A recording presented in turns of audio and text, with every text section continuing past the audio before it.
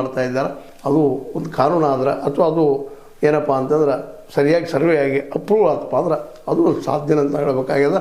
ಅದೆಲ್ಲಕ್ಕಿಂತ ಇನ್ನೂ ಈಗ ನಮ್ಮ ಹಿಂದಿನ ಎಪಿಸೋಡಲ್ಲಿ ಮಾಡಿದ್ವಿ ಇದನ್ನು, ರೈತರಿಗೆ ವಿಶೇಷವಾಗಿ ಅವರ ಮಾರ್ಕೆಟ್ ಮಾಡಿಕೊಡುವಂಥ ಸಾಹಸ ಮಾಡಿದರೆ, ಜೊತೆಗೆ ಎಲ್ಲರಿಗೂ ಫ್ರೀ ಶಿಕ್ಷಣ ಅಪ್ ಟು ಹೈಯರ್ ಅನ್ನೋ ತನಕ ಅಟ್ಲೀಸ್ಟ್ 10+2 ತನಕ ಆದರೂ ಒಂದು ಕ್ವಾಲಿಟಿ ಇದ್ದಂಥದ್ದು. ಸುಮ್ಮನೆ ಏನೋ ನಾವು ಬಿಸಿ ಊಟ ಕೊಡ್ತೀವಿ, ಸ್ಕೂಲ್ ನಡೆಸ್ತೀವಿ, ಕಟ್ಟಡ ಕಟ್ತೀವಿ, ಹಾಳು ಕೊಟ್ಟಡ ಅಂತ ಹಂಗಲ್ಲ. ಒಂದು 15-20% ಖರ್ಚು ಮಾಡಿ ಒಳ್ಳೆಯ ಕಟ್ಟಡ, ಒಳ್ಳೆಯ ಸ್ಕೂಲ್ ವಾತಾವರಣ, ಮತ್ತು ಅದೇ ಕಾಲಕ್ಕೆ ಟೀಚರ್ಗಳು ಇನ್ನಷ್ಟು ಎಲ್ಲ ಟೀಚರ್ಗಳನ್ನು ತೆಗೆದುಕೊಂಡು, ಯಾಕಂದರೆ 72,000 ಟೀಚರ್ ಬೇಕಂತ ಹೇಳ್ತಾ ಇದ್ದಾರೆ. ಅಷ್ಟೆಲ್ಲ ತುಂಬಿಕೊಂಡು ಇನ್ನೂ ಏನು ಬೇಕು ಮಾಡಿದರೆ ಸರ್ಕಾರಿ ಶಾಲೆಗಳನ್ನು ಈ ಪ್ರೈವೇಟ್ಗಿಂತ ಉತ್ತಮ ದರ್ಜೆಗೆ ಏರಿಸಿದರೆ, ಗುಣಾತ್ಮಕ ದರ್ಜೆಗೆ ಏರಿಸಿದರೆ ನಿಶ್ಚಿತವಾಗಿಯೂ ಅವ್ರ ಇತಿಹಾಸ ಉಳಿತಾರೆ ಅನ್ನೋದು ಎರಡು ಮಾತಿಲ್ಲ. ಅದ್ರದ್ದು ಮಾಡ್ತಾರೆ ಅನ್ನೋ ಭರವಸೆ ಯಾರಿಗೂ ಇಲ್ಲ. ಆದರೂ ಹೇಳಬೇಕಾಗ್ಯದ ಹೇಳುವಂಥದ್ದು. ಇನ್ನು ಹೋಲಿಕೆ ಮಾಡೋದಂತ ಏನಿಲ್ಲ. ಅರಸರ ಕಾಲದಲ್ಲಿ ಭ್ರಷ್ಟಾಚಾರ ಸ್ಟಾರ್ಟ್ ಮಾಡಿದ ಕೀರ್ತಿ ಅವರಿಗೆ ಆದ್ರೆ ಇವತ್ತು ದೊಡ್ಡ ಪ್ರಮಾಣದಲ್ಲಿ ಅದು ಹಬ್ಬಿದ್ದಕ್ಕೆ ಎಲ್ಲರೂ ಕಾರ್ಯಕರ್ತರು, ಒಬ್ಬರು ಅಂತಾರೆ. ಯಡಿಯೂರಪ್ಪರು ಕಾರ್ಯಕರ್ತರು, ಯಡಿಯೂರಪ್ಪ ಕಾಲದಲ್ಲೂ ಅದು ಈಗ ನಂತರ ಬಂದಂಥ ನಮ್ಮ ಅನೇಕ ಮುಖ್ಯಮಂತ್ರಿಗಳಾಗಿರ್ಬೋದು, ಸ್ವತಃ ಸಿದ್ದರಾಮಯ್ಯ ಕಾಲದಲ್ಲೂ ಆಗಿರ್ಬೋದು, ಅದೇನು ಭ್ರಷ್ಟಾಚಾರ ನಿಂತಿಲ್ಲ, ನಿಲ್ಲುವಂಥ ಸಾಧ್ಯತೆಗಳು ಇಲ್ಲ.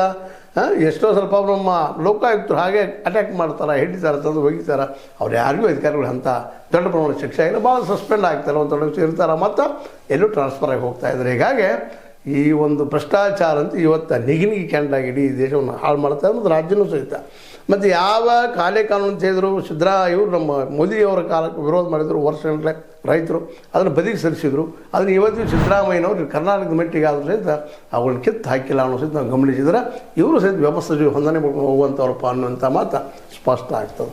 ಏನೂ ಇರಲಿ, ನಮ್ಮ ಅರಸರ ಒಂದು ದಾಖಲೆಯನ್ನು ಸರಿಗಟ್ಟಿದಾರ, ಏನು ಮೀರಿದರು, ಈ ನಂತರದಲ್ಲಿ ಏನಾಗ್ಬೋದು ಅನ್ನುವಂಥ ಸಹಿತ ಅಷ್ಟೇ ಮುಖ್ಯದ. ಯಾಕಂದ್ರೆ ಈಗ ಹೇಳ್ತೀನಿ ನಿಮಗೆ, ಡಿ.ಕೆ. ಶಿವಕುಮಾರ್ ಅವರು ಭಾಳ ಪ್ರಾಮಾಣಿಕವಾಗಿ ಮಾತಾಡಿದರು, ವ್ಯಂಗ್ಯವಾಗಿ ಮಾತಾಡಿದ್ರು ಗೊತ್ತಿಲ್ಲ.